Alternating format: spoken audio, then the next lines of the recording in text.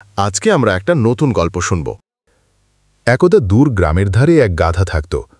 গাধাটা ছিল একটু বোকাশোকা, তবে খুব পরিশ্রমী। সে গ্রামের এক ব্যবসায়ীর বোঝা বহন করত। ব্যবসায়ী চিনি কিনে গাধার পিঠে চাপিয়ে নিয়ে যেত, আর সেই চিনি দূরের বাজারে বিক্রি করত। একদিন সকালে ব্যবসায়ী গাধার পিঠে চিনির বড় বড় বস্তা বেঁধে দিল। গাধার পিঠে তখন ভারী বোঝা, হাঁটতেই যেন কষ্ট হচ্ছিল।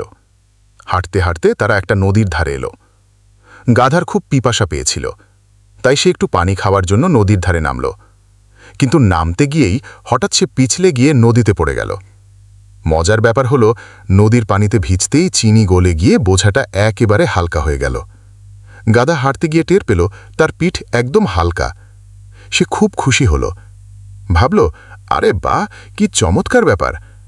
আমি যদি নদীতে পড়ি তাহলে বোঝা হালকা হয়ে যায়। এ তো একদম নতুন আবিষ্কার।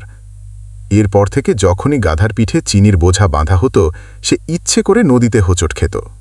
পানিতে পড়লেই চিনি গলে যেত, আর বোঝা হয়ে যেত হালকা। গাধা মনের ভেতর খুশিতে নাচত। ব্যবসায়ী যদিও বিষয়টা টের পাচ্ছিল, সে চুপচাপ দেখত তার গাধা কতটা বুদ্ধিমান হয়েছে ভেবে।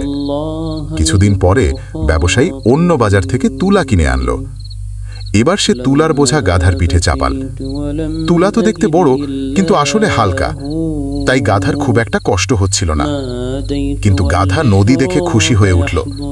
সে মনে মনে ভাবল, আরে, এবারও তো আমি পানিতে পড়ে বোঝা হালকা করতে পারি। তাই নদীর মাঝখানে গিয়ে সে ইচ্ছে করে হোঁচট খেল, ছপাং করে বসে পড়ল। কিন্তু এবার ঘটল উল্টো ঘটনা।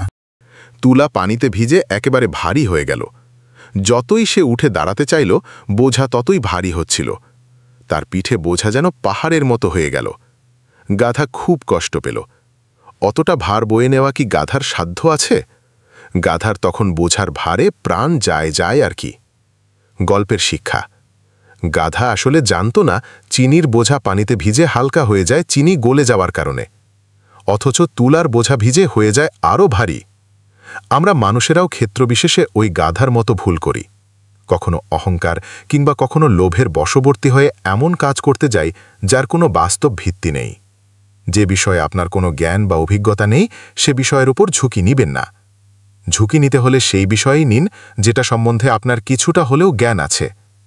মাঝে মাঝে বুদ্ধির অহংকারে চালাকি করতে গিয়ে ভাগ্য এমন বিড়ম্বনা ঘটায় যা মানুষ স্বপ্নেও ভাবতে পারে না।